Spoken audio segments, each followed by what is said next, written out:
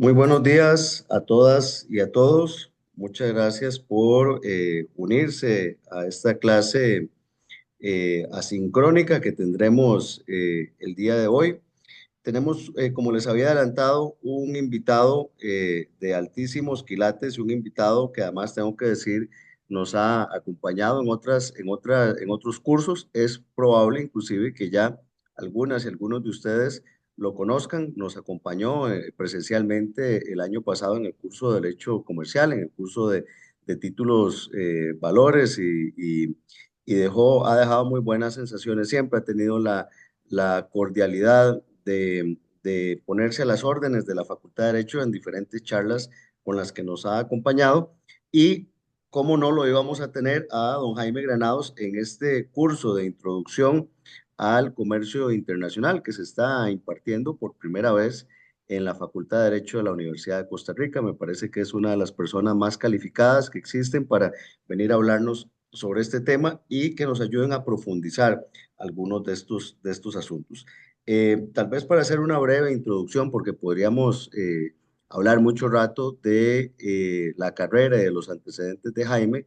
Jaime es jefe de la División de Comercio e Inversión del BID, actualmente del Banco Interamericano de Desarrollo, y académicamente él es además egresado de nuestra facultad, es licenciado en Derecho de la Universidad de Costa Rica, es máster en Derecho de la Universidad, máster en Derecho Comercial, perdón, de la Universidad de Georgia en los Estados Unidos y es máster en política pública de la Universidad de Oxford en Inglaterra. Así que tenemos a un invitado, como decía antes, de lujo, que está altamente calificado para hablarnos de estos temas.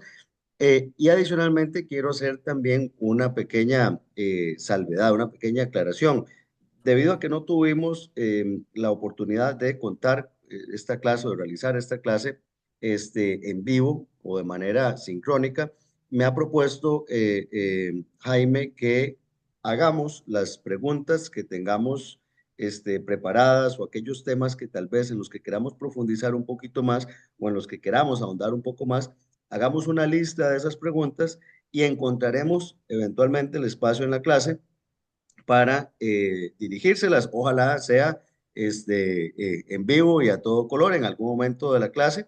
Y si no, lo haríamos de una manera asincrónica para valorar también y para darle oportunidad a una persona como Jaime que atienda estas consultas que sin duda alguna, después de una charla como la que vamos a tener, nos van a quedar sobre todo inquietudes o el deseo de ir un poco más allá en algunos de los temas que vamos a abordar. Así que sin más preámbulo, Jaime, muy buenos días. Muchas gracias por estar nuevamente con los estudiantes y las estudiantes de la Facultad de Derecho y por estar siempre a disposición de los objetivos que tenemos en este curso.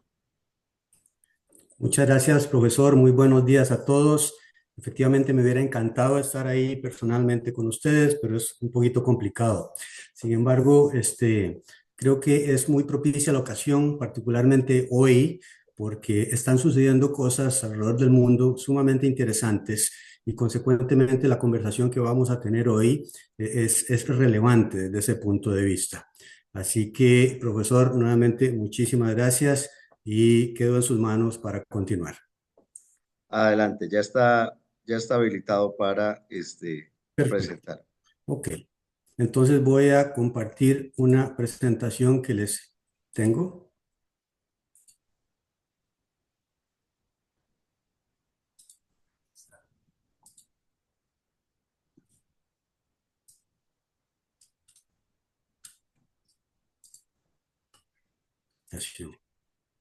¿La pueden ver? Perfectamente. Ok, bueno, entonces vamos a hablar hoy un poco sobre la relación que hay entre geopolítica y derecho internacional. Y vamos a hacer esa reflexión con ocasión de el comercio internacional, que es lo que nos trae el día de hoy. Esto tiene de alguna manera algún tono de catarsis, porque antes de empezar, yo también quisiera contar una historia.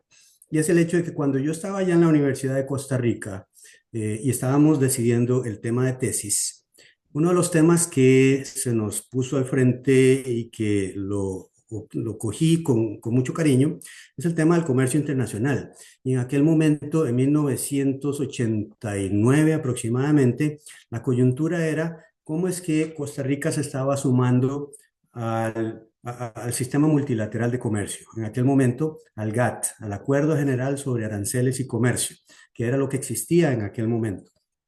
Y se estaba en proceso de negociación de todas esas disciplinas comerciales internacionales en el proceso que se llamaba la Ronda Uruguay, y todo eso culminó con la creación en 1994 de la Organización Mundial del Comercio, que algunos dicen que ese es el epítome de la globalización en el mundo. Fue en ese momento en donde se unieron países desarrollados y países en desarrollo para convenir una serie de disciplinas bastante intensas, bastante profundas, para promover la liberalización del comercio.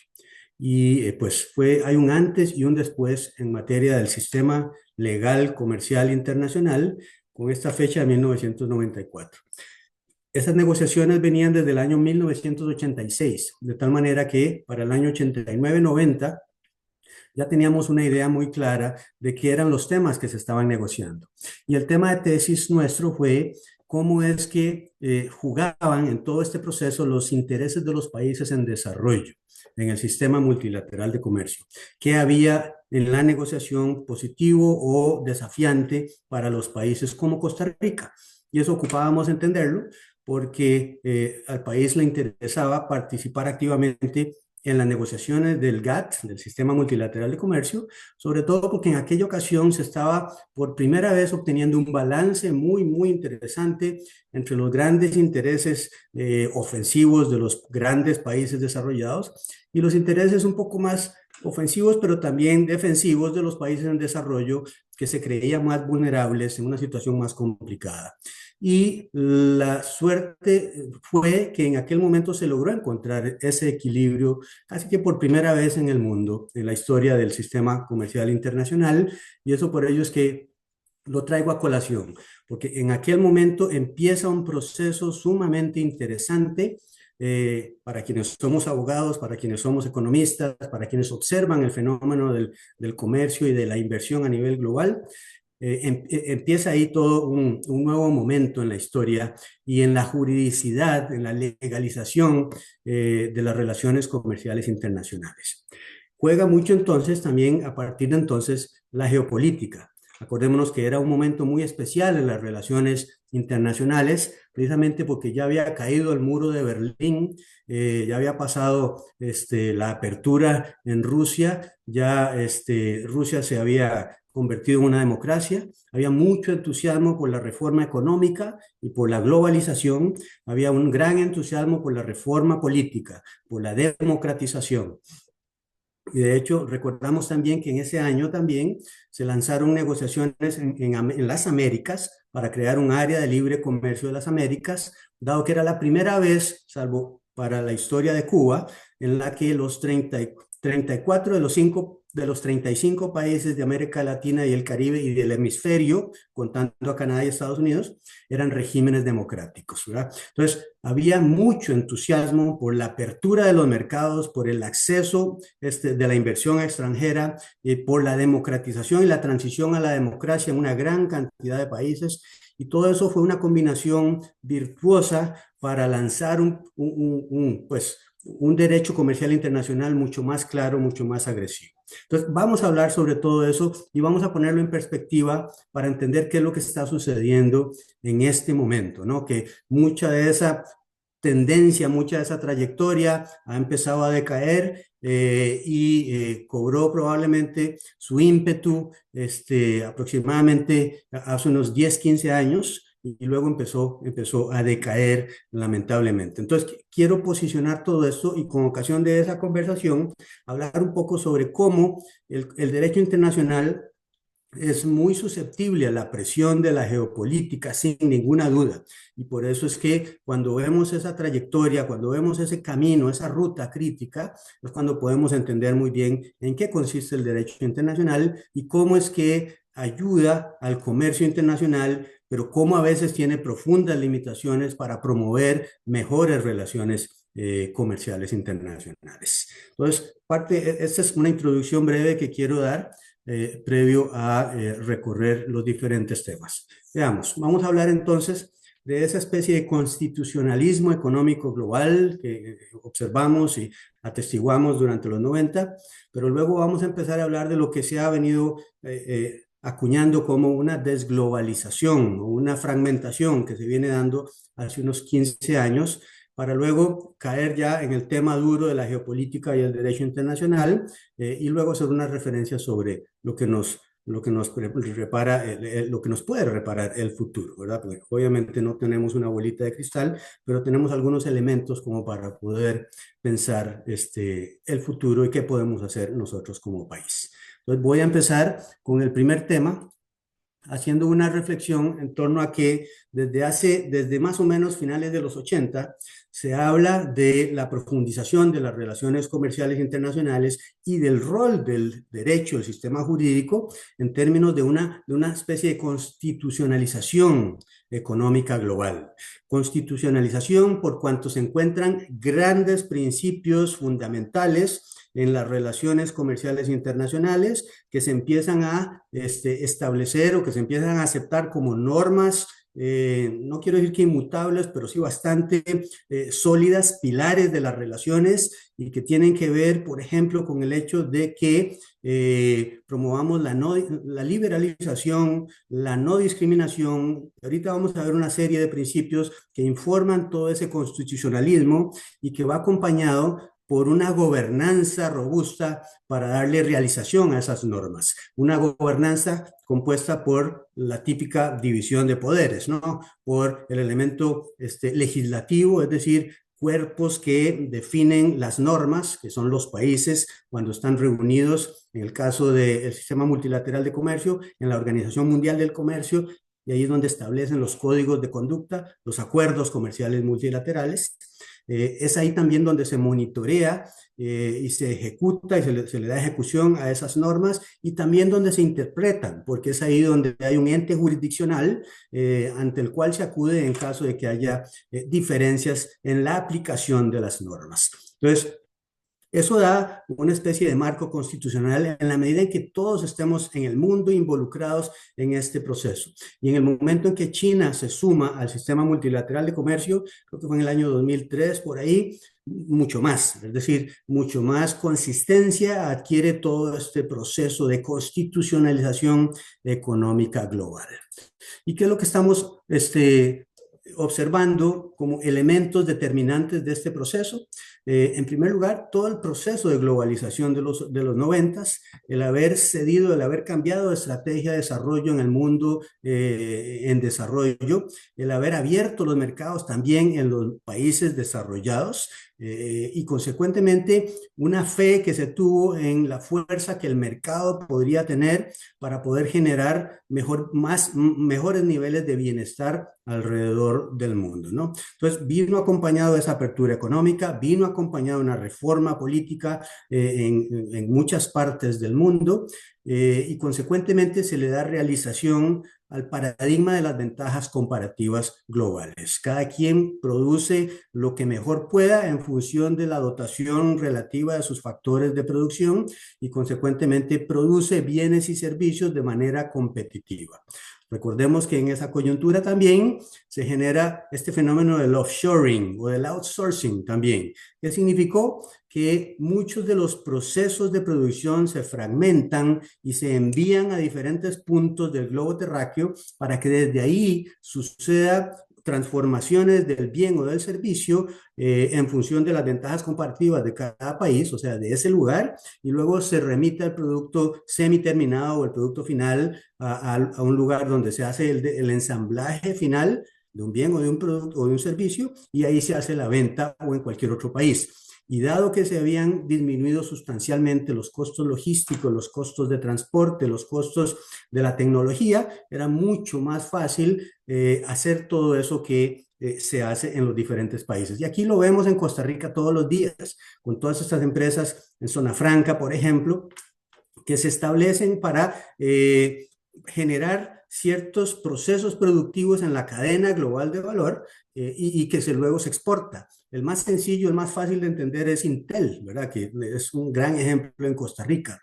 Se traen las obleas de otros países, aquí se hace el testeo y el empaque y la prueba de esas obleas de los microchips, y luego el producto final se pasa a Estados Unidos o a otros mercados, etcétera. De tal manera que Costa Rica tiene una ventaja comparativa no en toda la cadena de producción del microchip, pero sí del testeo, prueba, empaque del microchip. No la tenemos en el resto de la cadena agua abajo y tampoco la tenemos agua arriba. De tal manera que sí la tenemos ahí. Y lo mismo podemos decir de otra gran cantidad de otros servicios. Y actualmente vemos que estamos llenos de empresas en zona franca que ofrecen business process outsourcing, es decir, todo el tema de los servicios de contabilidad, los servicios de administrativos, los servicios de administración de recursos humanos, los servicios de producción de Amazon de video, en fin, una gran cantidad de servicios que se dan desde Costa Rica son parte de toda esta dinámica. Y lo mismo en otras cadenas de valor, como la de dispositivos médicos. Aquí no se hace todo el dispositivo médico, pero se hace una gran cantidad de procesos. La cadena es más grande en materia de dispositivos médicos que en materia de microchips, por ejemplo. Entonces aquí se hace una cantidad mayor de procesos de dispositivos médicos porque Costa Rica demostró que tiene la ventaja comparativa, tiene los recursos humanos, tiene la capacitación, tiene la organización y la gobernanza aquí para admitir esas empresas que se sienten cómodas viniendo aquí, al punto que en 20 años pasamos de una producción inexistente a que actualmente los dispositivos médicos sean el principal producto de exportación de Costa Rica, ¿verdad? Con casi 4 o 5 billones de dólares en ventas anuales, lo cual es un case study absolutamente fenomenal y espectacular. Entonces, eso offshoring, el enviar desde la casa matriz en Estados Unidos, en Europa, en Japón, donde sea, ciertos procesos a otros países para que lo hagan ahí en donde tienen mejores costos y luego lo remitan de vuelta para terminarlo o empacarlo o sacarlo a la venta, distribuirlo, etcétera. Ese es lo que se llama offshoring, ¿verdad? Y outsourcing es el proceso mediante el cual la empresa local es contratada para ejercer ese tipo de funciones desde acá. Es decir, estamos haciendo un outsourcing del proceso de testeo. Si no, ese no es el caso de Intel, pero puede ser que a veces una empresa nacional haga el proceso y lo venda a la propietaria de ese bien o de ese servicio. Es decir, no es una sucursal, no es una filial de la empresa la que está haciendo ese proceso, sino que es otra empresa, sociedad anónima de capital costarricense, que hace ese proceso, ¿verdad? Entonces, eso se llama outsourcing. Y eso es lo que entró en boga en aquel momento y se optimizaron las cadenas globales de valor en función de todo este proceso. El comercio creció de manera importante desde el año 94 a nivel global, tanto de bienes como de servicios, e igualmente la inversión sobre esta ola, creciendo sobre una ola que aumentaba su volumen y que generaba mucho entusiasmo alrededor del mundo, y eso es lo que realmente ha ayudado a Costa Rica a promover este reposicionamiento que tenemos en materia de comercio internacional. El Ministerio de Comercio Exterior ha hecho un excelente rol. Los tratados han sido la plataforma de despegue de toda esa dinámica. Procomer ha sido una excelente entidad a la hora de promover exportaciones. CINDE ha sido una excelente institución para atraer inversiones productivas y de empresas que van a exportar muchos de los bienes y servicios que se producen en zona franca y fuera de zona franca también, etcétera. Entonces, toda esa dinámica era un ciclo virtuoso de diferentes factores que hacen que Costa Rica se pudiera aprovechar del comercio internacional, como su historia lo había venido dictando desde que fue fundado Costa Rica, con las primeras exportaciones de café en 1832, etcétera, que generó también una red, un ciclo virtuoso de comercio, de pues recaudación fiscal, etcétera, y generó el Costa Rica más o menos estable que conocemos en comparación con otros países que no tuvieron esa visión en aquel momento. Luego también vemos que un principio muy importante que se quiso abordar durante todo este proceso de globalización y en lo que al derecho internacional del comercio tiene que ver es pasar por un sistema comercial basado en poder a uno basado en las reglas.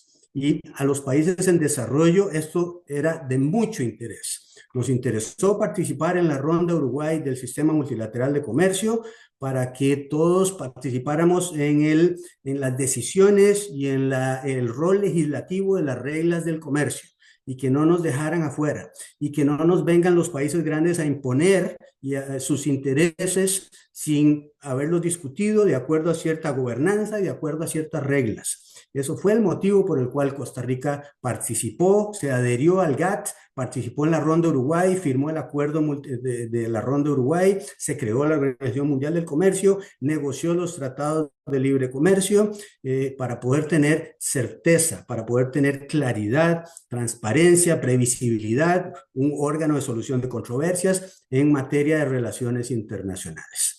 También fue muy importante en todo este proceso la creación de mecanismos obligatorios de solución de controversias, tanto controversias que se den entre dos países que están aplicando un determinado acuerdo comercial o entre un inversionista y el Estado que lo hospeda o que en donde está haciendo la inversión.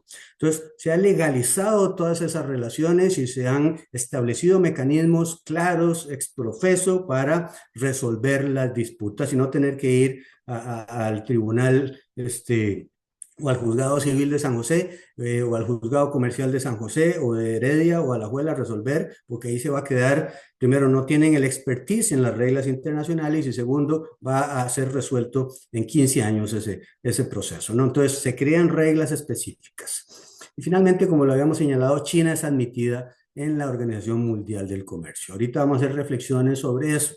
Algunos creen que este fue quizás el principio del final de todo este sistema multilateral de comercio. Haremos algunas reflexiones sobre ello. Pero entonces, lo que quiero dejar claro es que en la literatura surge y hay desde hace 30 años toda una inclinación a pensar que hay un constitucionalismo económico global, es decir, el establecimiento de grandes reglas de carácter permanente e inmutable, generales, que gobiernan el comercio internacional, la gobernanza de las decisiones, cómo se toman y cómo se resuelven las disputas que puede haber en torno a la interpretación de esos acuerdos comerciales. Entonces, por eso es que se habla de esa especie de constitucionalismo económico global que empezamos a ver desde los años 90.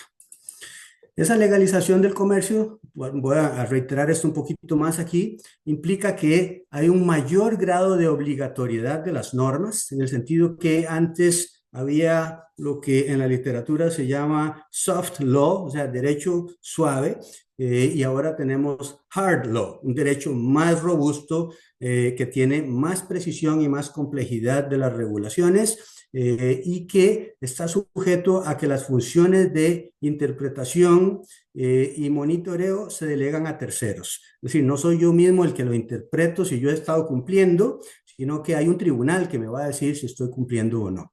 Consecuentemente, es un derecho mucho más robusto, más parecido al derecho doméstico que conocemos, que hay poder de policía, aunque en derecho internacional sabemos que no hay tal poder de policía, pero hay mecanismos para, en caso de que se incumpla, por lo menos si está incumpliéndose un acuerdo, entonces yo tengo el derecho de imponer medidas que llaman medidas de retorsión o de retaliación para suspender los beneficios que ya le había dado a un país y con eso tratar de inspirar a que no se incumpla con los compromisos que se adquirió. Esto tiene una vigencia absolutamente relevante para el día de hoy, precisamente cuando entraron en vigor los impuestos que la administración de Estados Unidos, los aranceles que la administración Trump le está imponiendo a sus socios comerciales, México y Canadá, y además de China, que viola todas las reglas del sistema multilateral del comercio, del Tratado de Libre Comercio entre México, Estados Unidos y Canadá, etcétera, etcétera. Entonces, vamos por ahí va nuestra reflexión del día de hoy. Y quiero también señalar que esa legalización de las normas en materia de comercio internacional significa que hay grandes principios que informan esas normas, principios en torno a un comercio más libre, en torno a que no haya discriminación entre los países, en torno a que haya transparencia y predictibilidad en la toma de decisiones, porque si hay algo que aprecia cualquier agente de comercio o de inversión, es que las reglas sean claras, las reglas sean transparentes y las reglas sean estables. En el momento en que las reglas empiezan a cambiarse o que cambian permanentemente o está muy politizado el ambiente, el comerciante y el inversionista empieza a salirse de ese mercado porque no puede prever producción, exportación, inversión adecuadamente. Hay trato especial y diferenciado para los países en desarrollo, sin ninguna duda. Es decir, muchas veces hemos visto que las obligaciones entran en vigor inmediatamente, pero para los países como los nuestros empiezan 10, 20, hasta 25 años después. Por ejemplo, las obligaciones agrícolas del CAFTA entraron en vigor para Estados Unidos hace 25 años con la entrada en vigor del CAFTA, mientras que entraron en vigor para Costa Rica este año, ¿verdad? Hubo 20 años para la implementación de nuestros compromisos. Y esos tratos especial y diferenciado, consideración a que somos un país pequeño, y consecuentemente demos tiempo para que haya un mejor ajuste, para que el mercado vaya dando paulatinamente las señales y no de manera grosera de un día para el otro, sino que poquito a poco se vayan implementando los cambios en torno a la productividad de la empresa, la competitividad de la empresa y del país en general. Finalmente, también respeto a objetivos legítimos, es decir, por encima de las reglas de comercio hay respeto a ciertos derechos, ¿verdad?, fundamentales, el derecho a la vida, el derecho a la salud, el derecho a la seguridad nacional también, y ahorita vamos a ver que parte del problema está en la interpretación jurídica de lo que es seguridad internacional, y obligaciones en cuanto a sostenibilidad. Primero la sostenibilidad humana global, y después el comercio, ¿verdad? No vamos a ser tan radicales como abrir el comercio a costa de la vida, a costa de la salud, a costa de la seguridad y a costa de la sostenibilidad. No, ahí se detienen las obligaciones cada vez que chocan con lo que se llaman los principios, los objetivos legítimos de los tratados. E igualmente en materia de inversión sucede algo parecido. Hay principios de no discriminación. Yo acepto una inversión y me comprometo como el país donde proviene ese inversionista a no discriminar a ese inversionista, a no darle un trato mejor a mi empresario y peor al inversionista, o mejor al inversionista chino y peor al inversionista americano, o a la inversa, ¿no? Sino que tiene que ser un trato parejo para todos. Tiene que haber trato justo y equitativo en el momento en que haya situaciones regulatorias, por ejemplo. No puedo tampoco expropiar una inversión sin compensación adecuada, ¿verdad? Tiene que haber causa legítima y compensación adecuada. Tengo que brindar protección contra riesgos no comerciales, es decir, no puedo discriminar proveyendo que en caso de, qué sé yo, una situación, un levantamiento civil o político, proteja yo únicamente a la fábrica del productor nacional y desproteja a la fábrica del productor extranjero, cosas de ese tipo, ¿verdad? Que en la vida real se presentan. El principio es que se tiene que dar una protección no discriminatoria, justa y equitativa al nacional y al extranjero. También tiene que haber una expedita solución de controversias inversionista-Estado, es toda una discusión que hay en este momento, y tiene que haber espacio regulatorio para el cumplimiento de objetivos legítimos, muy parecidos a los del comercio, la vida, la salud, la seguridad, la sostenibilidad, y todo esto es lo que empieza a darle forma a todas digamos, reglas cuasi constitucionales del derecho comercial internacional. Cada uno de estos principios luego se desmenuzan y se se explican en los tratados de manera mucho más detallada, mucho más compleja, y consecuentemente son mucho más claras esas reglas en su aplicación. No quiere decir que sean absolutamente claras, no, hay a veces ambigüedades, hay a veces términos, conceptos jurídicos indeterminados que la jurisprudencia internacional ha ido llenando y ha ido interpretando, es decir, ha estado empezando a crecer un sistema del comercio, legal del comercio y de la inversión de manera exponencial en los últimos 30 años, sin ninguna duda. Y eso nuevamente ha sido el bastión del desarrollo en Costa Rica en los últimos 30 años, sin ninguna duda. Ahora bien, todos hemos empezado a ver que, pues, lo que está hablando este señor, la verdad es que no lo veo claramente, o ya lo dejé de ver, porque eso era hace 30 años, eso era cuando ese señor estaba escribiendo la tesis. Hoy estamos en una situación mucho más complicada. La tendencia global es una de que se está replegando toda esta dinámica de alguna forma, y el día de hoy precisamente quizás sea el día más negro en todo este camino de desglobalización. Y ahorita vamos a ver por qué. La desglobalización la venimos viendo a partir de que a principios de este milenio, de este siglo, ¿verdad? Se empieza a sentir el descontento popular en muchas zonas, en muchas áreas, porque se empieza a ver que hay mucha desigualdad, que la globalización ha estado abriendo los mercados y optimizando los mercados, y eso está muy bien, pero siempre hay ganadores y hay perdedores. Y los perdedores no han podido acoplarse a un sistema más abierto de comercio. No ha habido políticas públicas adecuadas para facilitar la reinserción de los perdedores, sean empresas o sean personas, a mercados más dinámicos, porque es difícil hacer ese proceso de reinserción de los perdedores. No se les ha compensado, etcétera. Y el gran tema de la sostenibilidad también empieza a escucharse hace 20 años, en el sentido que el modelo lo que propicia es un consumo desmedido y una producción desmedida para poder capturar más nichos de mercado y a veces generar necesidades que no se tienen, etcétera.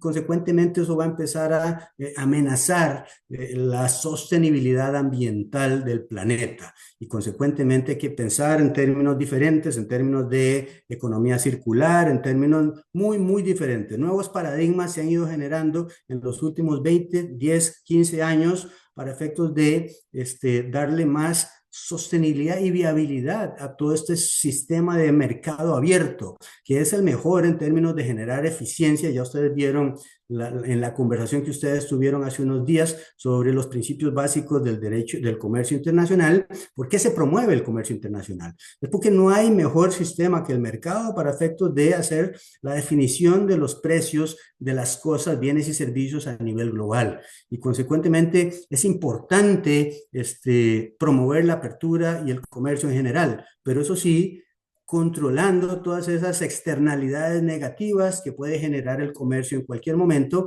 y hay que establecer políticas públicas para poder contrarrestar o para poder compensar o soliviantar los efectos negativos que el comercio muchas veces tiene contra ciertos grupos de la población, ¿verdad? Hay ganadores y hay perdedores. Y también para darle más sostenibilidad al ambiente. Ya se está hablando, por ejemplo, en Europa de que no vamos a comprar productos agrícolas que vengan de ningún otro país, que no se certifique que fueron producidos en áreas que no fueron deforestadas en los últimos 5 años. Cosas de ese tipo ya se están haciendo, exigiendo certificaciones de producción más limpia, exigiendo bajos niveles de presencia de residuos químicos en los alimentos, en fin, una gran cantidad para proteger los objetivos legítimos: la vida, la salud, la sostenibilidad, la seguridad nacional, etcétera. Entonces, todo eso lo empezamos a ver ya en esos años.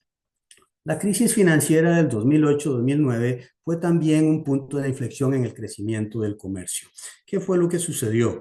Esencialmente, la curva iba creciendo, pero en el 2008-2009, con la crisis de las hipotecas, recuerdan ustedes, se detuvo el comercio y hubo un valle que costó muchos años luego volver a reconstruir el dinamismo que hubo en el comercio, pero a partir de entonces ya no se nota el mismo nivel de o la agresividad en el crecimiento del comercio y la inversión y el comercio de bienes y servicios, sino que empieza a crecer, pero no tan rápidamente como venía creciendo anteriormente, y consecuentemente eso es lo que han empezado algunos a llamar la desglobalización, que está, quizás antes de traer que también está relacionado con el proceso inverso al offshoring, y es lo que estamos escuchando ahora, el nearshoring.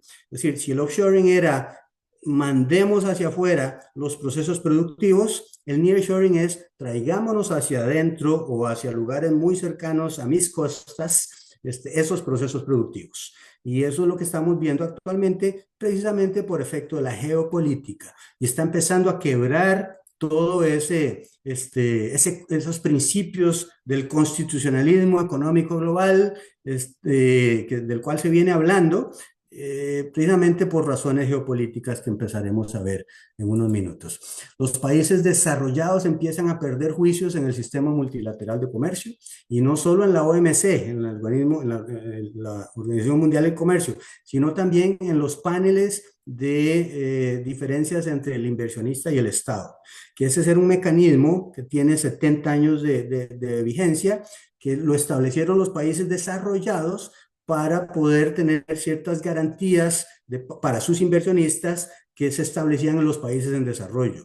Consecuentemente era un tema norte-sur. Sin embargo, en los últimos años se ha hecho muy popular, o se había hecho muy popular, y los países en desarrollo, que también son inversionistas extranjeros, hay empresas las multilatinas, o hay, Costa Rica tiene también empresas multinacionales, capital tico haciendo negocios en otras partes.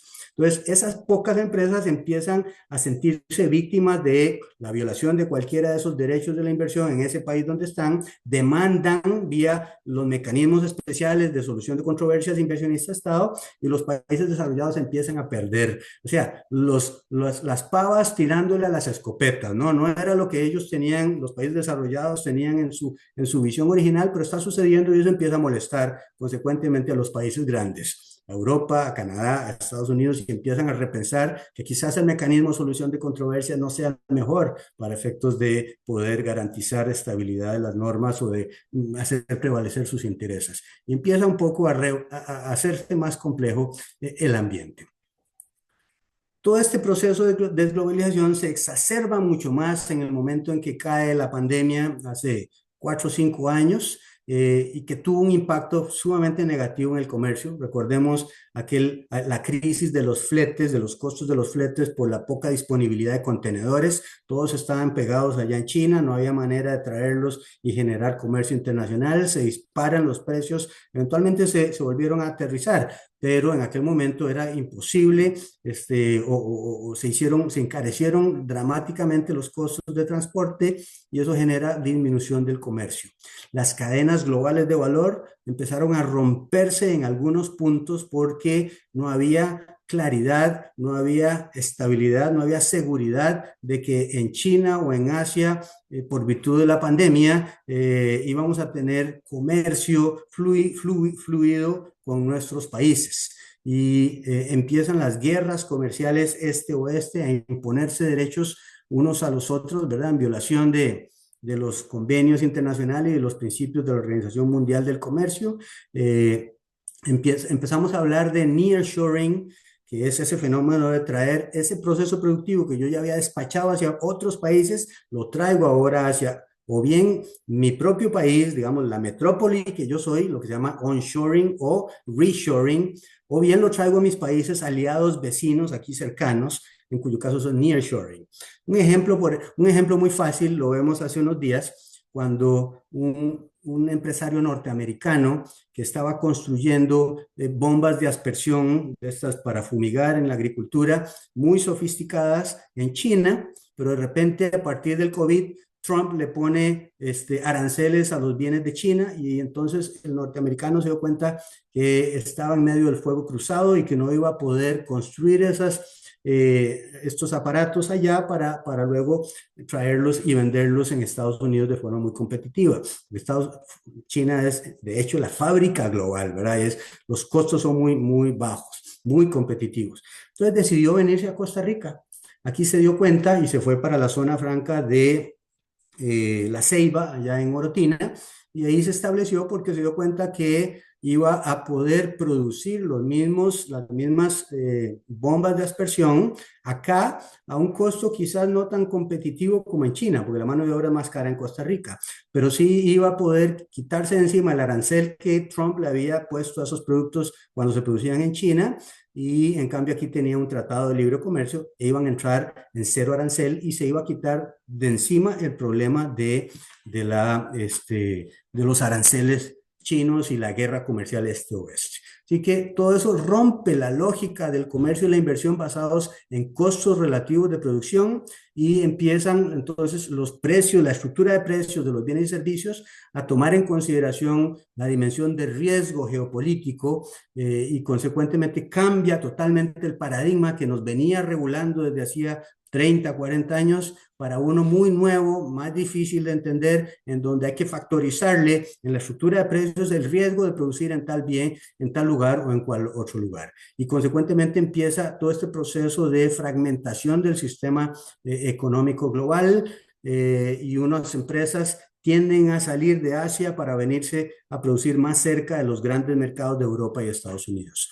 No necesariamente abandonan China. China seguirá creciendo de manera muy importante, pero duplican la producción y la traen a otros países para no tener que estar dependiendo del comercio con China, que se vio afectado por el COVID, que se vio afectado por el problema en el canal de Suez, donde un barco quedó atravesado y rompió las cadenas globales de valor, y sobre todo las que llevan bienes y servicios, bienes hacia Europa, desde Asia, etcétera, etcétera. Entonces, el productor, el inversionista, no quiere exponerse a esos riesgos geopolíticos, a esa incertidumbre, además de que ya ahora el consumidor tiene mucha conciencia de la huella de carbono de los bienes y de los servicios, consecuentemente prefiere que sean producidos con una menor huella de carbono, y transportar esos bienes para arriba y para abajo, si bien era eficiente económicamente, en términos de huella de carbono era altísima, ¿verdad? El costo. Consecuentemente, el consumidor empieza a darle señales al productor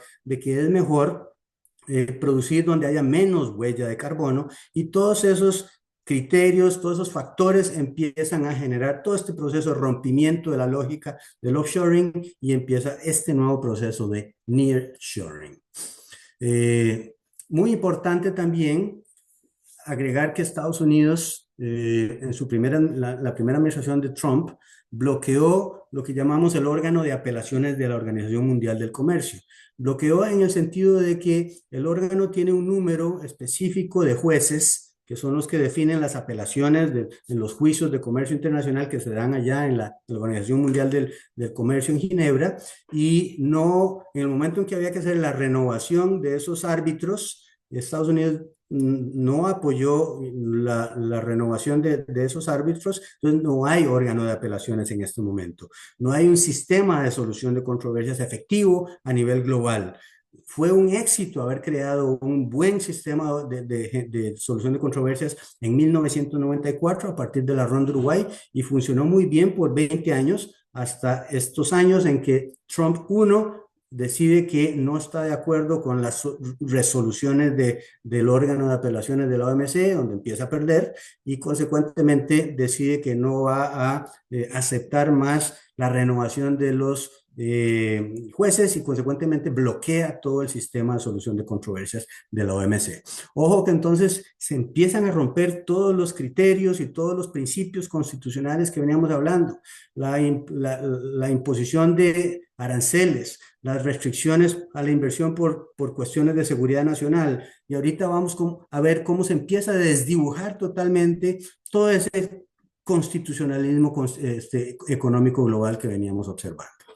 Todo ese neoproteccionismo que se viene dando desde hace años, ¿verdad? 4 o 5 años, cuando empezó toda esta guerra comercial este-oeste, porque con base en el argumento de seguridad nacional se detiene cualquier cosa, es decir, desde algo tan importante como la tecnología 5G, o algo tan banal como lo vi hace unos días aquí en Estados Unidos, en donde la Corte de Comercio Internacional de este país señaló que la mantequilla de maní también es un producto sensible para la seguridad nacional. Entonces, de repente seguridad nacional justifica cualquier medida restrictiva, cualquier medida proteccionista. Eso hace 20 años no se hubiera admitido, ¿verdad? En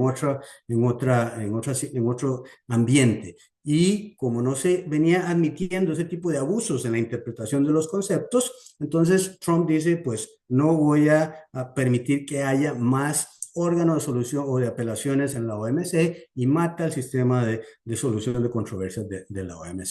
¿Verdad? Entonces es un neoproteccionismo que se viene dando y que la OMC ha determinado, la Organización Mundial del Comercio ha venido monitoreando toda la situación y nos ha venido enseñando cómo es que desde hace 4 o 5 años hay una ola de proteccionismo, de imposición de nuevos aranceles, de restricciones, de medidas no arancelarias en el comercio, y todo eso apunta negativamente contra los intereses muy a menudo de los países en desarrollo. Y ya esto lo escribí. El hecho de que Estados Unidos amenazara a subir aranceles, esto lo escribí hace 1 o 2 semanas. Esto ya sucedió ayer, ¿verdad? Y a partir de mañana, los bienes de Canadá y de México van a estar sujetos a un arancel súper restrictivo del 25%. O sea, pasaron de 0 a 25%, siendo que los aranceles para esos productos actualmente para el resto del mundo, cuando son exportados a Estados Unidos, si no tienen un tratado de libre comercio, en cuyo caso entran con 0 arancel, pero si no hay tratado de libre comercio, pagan 2, 3, 4%. Ahora México va a pagar 25%, Canadá va a pagar 25%, China va a pagar 10%. Todo es violación del Tratado de Estados Unidos, Canadá, México, que se suscribió hace 3, 4 años, que era el NAFTA, pero renovado. Es una violación a los principios de no discriminación de la Organización Mundial del Comercio. En fin, eso no tiene ni pie ni cabeza. Es un rompimiento total de las reglas y del derecho internacional. México y Canadá ya indicaron que iban a aplicar las herramientas que tienen a su favor para tratar de evitar ese tipo de comportamiento, que son lo que se llaman las medidas de retorsión. México y Estados Unidos suben aranceles en productos que le interesa vender hacia México y a Canadá, los Estados Unidos, ¿verdad? Entonces, un poco para tranquilizar a Estados Unidos y decir, no me suba los aranceles, o si usted me los sube, yo le voy a subir a aquellos que le van a hacer daño a ustedes. Y en una dinámica en donde Canadá y México son los principales socios comerciales de Estados Unidos, el desastre va a ser total en términos de aumento de los costos, de los precios de los bienes y servicios en Estados Unidos y el disparo de la inflación, el disparo de los bienes raíces. No sabemos cómo va a impactar la bolsa dentro de unos meses, etcétera. Entonces, esos impactos son además sumamente negativos para un país como México. México exporta 450, 500 billones de dólares anuales a Estados Unidos. Si de repente deja de exportar esto, el impacto en México es muy, muy dramático y lo vamos a ver muy pronto. Algunos dicen que es la mitad del crecimiento de un 0.1% del Producto Interno Bruto. Esos son billones de millones de dólares de pérdida para la economía mexicana, ¿verdad? Entonces, eso es el rompimiento total de las reglas del comercio que veníamos indicando. Entonces, ya vimos que la guerra comercial este y oeste compromete totalmente la aplicación de estas reglas. Ya vimos también que el sistema de solución de controversias Estado inversionista entra en jaque también, ya no solo el de comercio, sino el de inversionista-Estado, porque como lo mencioné, y ahora resulta que como los países desarrollados están perdiendo muchos de estas paneles arbitrales, entonces ya están empezando a decir que tenemos que salirnos de estos mecanismos de solución de controversia inversionista-Estado, de los cuales Costa Rica forma parte en prácticamente todos sus tratados y le ha ayudado mucho a poder, y no ha perdido ninguno de los casos Costa Rica en ninguno de estos mecanismos, ¿ya? Y le ha servido realmente los mecanismos de solución de controversias para hacer valer sus derechos en todo momento. Entonces, de repente se cae mucho de esa lógica de control del enforcement, el cumplimiento de las reglas del sistema multilateral. la cláusula de seguridad nacional que existe en todos los tratados de comercio viene a justificar todo actualmente, ¿verdad? Y está erosionando la calidad. La interpretación que se está haciendo, abusiva, expansiva de lo que es seguridad nacional, está erosionando totalmente la calidad del sistema legal internacional. Ya ha habido varios paneles en la OMC antes de que sucediera todo esto, en donde claramente se dice que no se puede hacer una interpretación abusiva de la cláusula de seguridad nacional, que en todos los tratados hay, pero que está reservada para realmente en cuando estamos a punto de un ataque, estemos a punto de realmente un problema de seguridad nacional. Alguno podría señalar que algunas dimensiones, por ejemplo, del control de medicamentos, del control de microchips, etcétera, probablemente sí sean seguridad nacional, pero la mantequilla de maní, en mi criterio, no es un tema de seguridad nacional, ¿verdad? O el fentanilo que no viene de Canadá, en este país dicen, bueno, como viene fentanilo de Canadá, vamos a meterle 25% de arancel. En fin, cosas de ese tipo son las que cuestionan uno si realmente los abogados de la administración están realmente interpretando adecuadamente estas reglas. Y con eso entonces, la reflexión final, una de las reflexiones con las que quiero acabar es que muchas veces, o sea, muchas veces en Costa Rica, muchas veces no tenemos suficientemente claro que hay dos visiones antagónicas del derecho internacional. Muchas veces nos explican algo muy parecido al derecho interno, una especie de pirámide de Kelsen, ¿verdad? Que están los acuerdos internacionales y luego la ley y luego la aplicación interna, etcétera, y luego la Corte Internacional de Justicia o el órgano de solución de controversias de la OMC o un panel arbitral y que consecuentemente hay un sistema constitucional nuevamente que le da seriedad y fundamento a las relaciones económicas internacionales. Pero por otro lado, vemos otras interpretaciones totalmente aparte, muy diferentes en las que las escuelas, por ejemplo, unitarias, que se oponen a las escuelas universalistas del derecho internacional, más europeas, más continentales, más parecidas a lo que nos enseñan a nosotros como derecho internacional.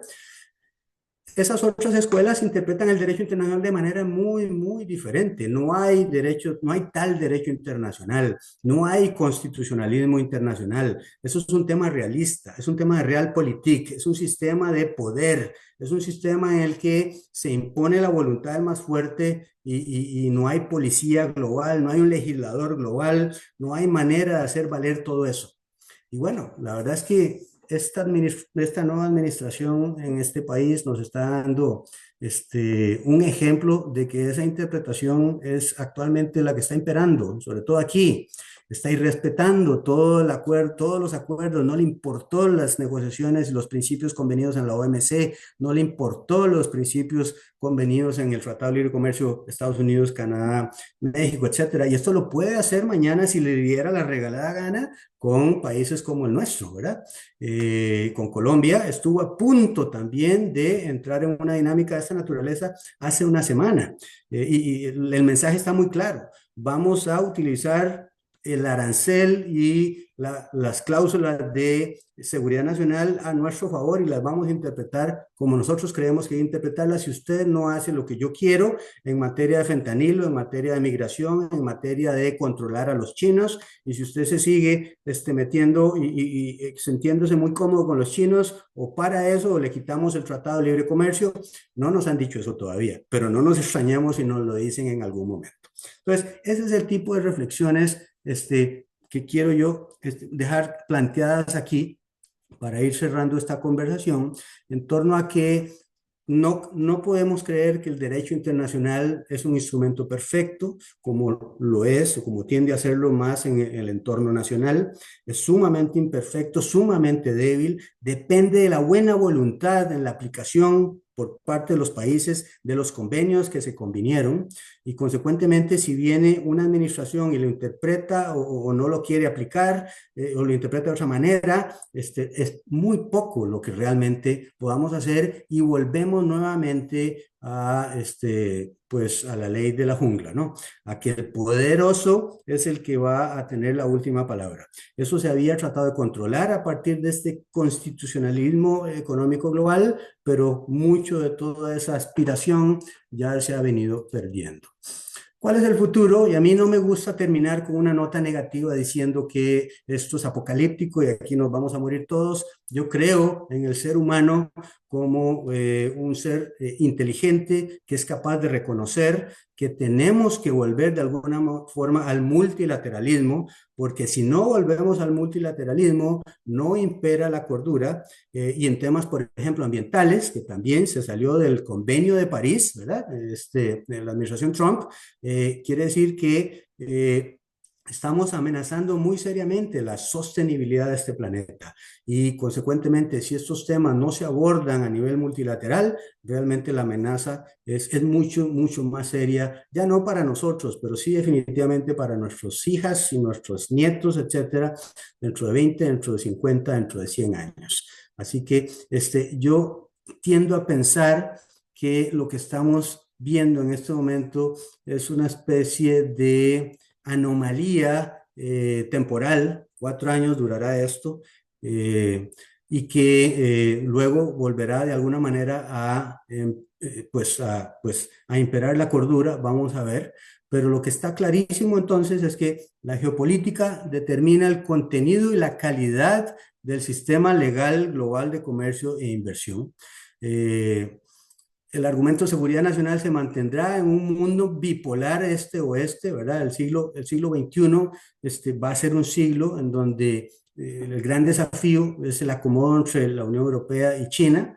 El desafío en el siglo XX fue el acomodo entre el capitalismo y el socialismo y ganó el capitalismo en gran medida, pero hoy es muy diferente esta situación. Es una pelea entre el capitalismo de mercado y el capitalismo de Estado, que está en este momento en discusión.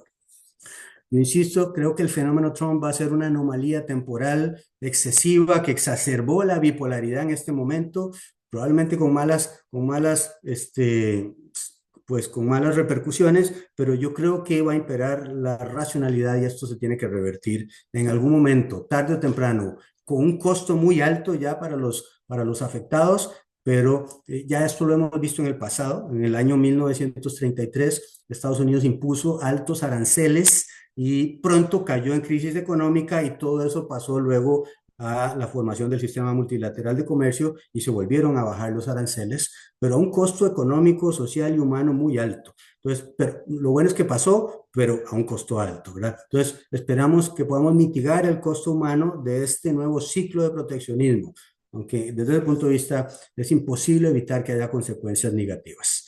Se mantiene la urgencia por el multilateralismo, por un sistema basado en reglas para abordar todos estos grandes problemas globales, y en donde el comercio es importante, pero en mi criterio, temas como la sostenibilidad del planeta es aún más importante, ¿verdad? Entonces, es parte de una reflexión que la aterrizamos aquí en materia de comercio, pero que se extiende también a otra gran cantidad de temas de la política internacional. Y con esto entonces, este es mi último slide y creo que entonces hasta aquí podemos pues comentar.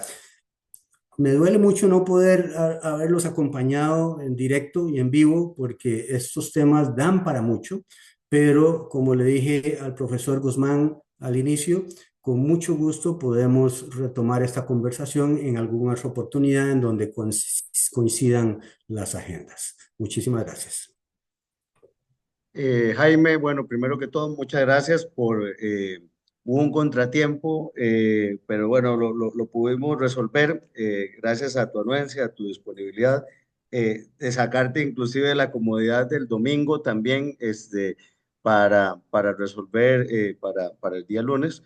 Y lo que voy a hacer es tomarte la palabra en relación a que voy a hacer una pequeña actividad en donde vamos a pedir algunas consultas, algunas preguntas y haremos un esfuerzo en los días venideros. Sé que conciliar las agendas con tan poca antelación y sobre todo con esta agenda que sin duda alguna debe ser muy pesada en estos, siempre lo es, pero en estos días me imagino que debe estar bastante congestionada y fatigada. Entonces vamos a tratar de encontrar tal vez un espacio, no de 2 horas, como normalmente lo hemos tenido, sino tal vez de 1 hora, de unos 45 minutos, para poderle dar respuesta a las inquietudes que sin duda alguna transversalizan eh, esta conversación, esta charla, porque vemos no solamente ya temas de comercio, vemos temas ambientales, vemos temas de migración, vemos temas que ya van a incidir directamente en nuestros países, es decir, qué medidas debemos tomar. Nosotros en la clase a veces conversamos y debemos atrincherarnos, ¿verdad? Y regresarnos 100 años atrás, 90 años atrás, y asumir las consecuencias que en aquellos años sucedieron, o si tenemos que mantener, me parece, ese talante, digamos, de apertura y de saber que efectivamente la especie humana va a entender que somos seres gregarios, que dependemos de unos de otros, y entre más estemos nosotros también relacionados y abriéndonos y abriendo las posibilidades que tenemos y atendiendo además los datos y la información que es contundente respecto a cómo la prosperidad de la que gozamos hoy en día es en buena medida gracias a las aperturas de los diferentes mercados, de los países más desarrollados y aquellos países en desarrollo. Entonces, estoy seguro que van a quedar muchas inquietudes, van a quedar muchas preguntas y me gustaría encontrar ese espacio para poder darle respuestas por parte del interlocutor del día de hoy. Perfecto, profesor. Yo quedo entonces a disposición de ustedes para que trabajemos una nueva fecha y podamos conversar más profundamente. Para mí será un gran placer. Muy buenos días. Muchas gracias, muy buenos días y entonces nos estaremos viendo en breve. Muchas gracias, Jaime. Hasta luego. Hasta luego.